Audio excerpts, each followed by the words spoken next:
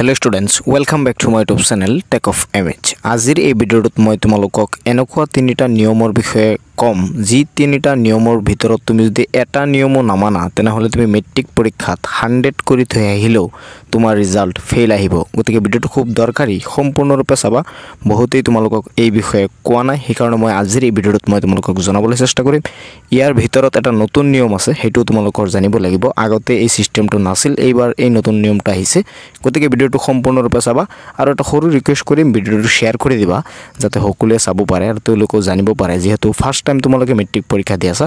গতিকে এইখিনি তোমালোকৰ জনাটো অত্যন্ত প্ৰয়োজন। গতিকে বেছি দেৰি নকৰো, ভিডিঅ'টো আৰম্ভ কৰিবলৈ চেষ্টা কৰো। আৰু প্ৰথম নিয়মটো মই তোমালোকক জনাই দিওঁ, হেতু হল তোমালোকে এইবাৰ হয়তো জানা যে কোৱেশ্চন পেপাৰ 4টা সেটত হ'ব আৰু সেই 4টা সেটৰ ভিতৰত সাপোজ তোমাৰ ধৰিলা এ সেটৰ কোৱেশ্চন পেপাৰটো পৰিছে, তেনেহলে সেই এ সেটটো অৰ্থাৎ সেই এ আখৰটো তোমালোকৰ OMR শিটত লিখাৰ জায়গা থাকিব, হেতু তোমালোকৰ লিখিব লাগিব। যদি তুমি ভুলতেও নিলিখা তেনেহলে তুমি 45 কৰি থৈ আহিলেও MCQত তুমি ফেল কৰিবা আৰু মেট্ৰিক পৰীক্ষাতে তুমি ফেল কৰিবা।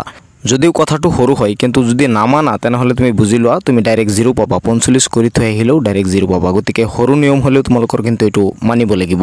2 নম্বৰ কথাটো হল তোমালোকৰ ৰোল আৰু নাম্বাৰ আৰু ৰেজিষ্ট্ৰেচন নাম্বাৰ, এই তিনিটাৰ ভিতৰত যদি তুমি এটাটো গড়বড় কৰা অৰ্থাৎ এটাও যদি তোমালোকৰ মিস্টেক কৰি থৈ আহা, সাপোজ তুমি ৰোলটো ভুলকে লিখিছা, তেতিয়াও তোমাৰ ৰিজাল্ট ফেইল আহিব, এবসেন্ট আহিব আৰু তুমি ফেইল কৰিবা সেই সাবজেক্টত। আৰু এটা সাবজেক্টত ফেইল কৰিলে তোমালোকে জানাই যে মেট্ৰিকতেই তোমালোকে ফেইল কৰিবা। গতিকে ৰোল, নাম্বাৰ আৰু ৰেজিষ্ট্ৰেচন নাম্বাৰ, ইয়াত তিনিটা বস্তু আছে। ৰোলে বেলেগ, নাম্বাৰে বেলেগ, ৰেজিষ্ট্ৰেচন নাম্বাৰে বেলেগ। এই তিনিটা কিন্তু তোমালোকৰ A to Z বহাব লাগিব যাতে এটা সংখ্যাৰো উলট পালট নহয়। আৰু 3 নম্বৰ নিয়মটো হল, হেতু হয়তো বহুতেই নাজানা, যিসকলে নেকি পৰীক্ষা দিয়া নাই মেট্ৰিক পৰীক্ষা সেইসকলে নাজানিবা। আগত যিসকলে নেকি পৰীক্ষা দিছে সেইসকলে জানিব। যেতিয়া তোমালোকৰ পৰীক্ষা আৰম্ভ হৈ যায়, তেতিয়া পৰীক্ষা আৰম্ভ হৈ যোৱাৰ আধা ঘণ্টা বা 45 মিনিট পাছত তোমালোকক সহি কৰিবলৈ ক'ব। এটা বহি লৈ আহিব এজন মানুহে বা সাৰি আহে, যোনে আহে আহিব সেই বহিখন লৈ, আৰু সেই বহিখনত তোমাৰ ফটো থাকিব, ৰেজিষ্ট্ৰেচন নম্বৰ থাকিব, তোমাৰ নাম থাকিব, তাৰ লগত তোমালোকক সহি কৰিবলৈ ক'ব। যদি তুমি এই সহিটো নকৰা তেনেহলে তুমি পৰীক্ষাত এবসেন্ট বুলি তেওঁলোকে গণ্য কৰিব। সেইকাৰণে তোমাৰ সেই বহিটোত বা সেই তোমাৰ নামৰ লগত ৰেজিষ্ট্ৰেচন নম্বৰৰ লগত সহি কৰাটো তোমালোকৰ অত্যন্ত প্ৰয়োজন। যিসকলে নেকি পৰীক্ষা দিছে অলৰেডি মেট্ৰিকত সেইসকলক সুধি চাবা, এইটো কৰিবই লাগিব, নহলে তুমি পৰীক্ষা দিও এবসেন্ট হবা, 100 কৰি থৈ আহিলেও তুমি পৰীক্ষাত ফেইল হৈ যাবা। গতিকে এই তিনিটা নিয়ম যদিও সৰু সৰু তথাপিও তোমালোকৰ মানিব লাগিব। অলপো তোমালোকে ইয়াত ভুল কৰিব নোৱাৰিবা। অলপ ভুল কৰিলেই তোমাৰ ৰিজাল্ট ডাইৰেক্ট বেয়া হৈ যাব। সাপোজ তোমাৰ ৰোল আছে, তোমাৰ সাপোজ ধৰি লোৱা বা নাম্বাৰ আছে তোমাৰ ধৰি লোৱা 120, তুমি 119 লিখিলেও তুমি জানা যে ফেইল কৰিবা।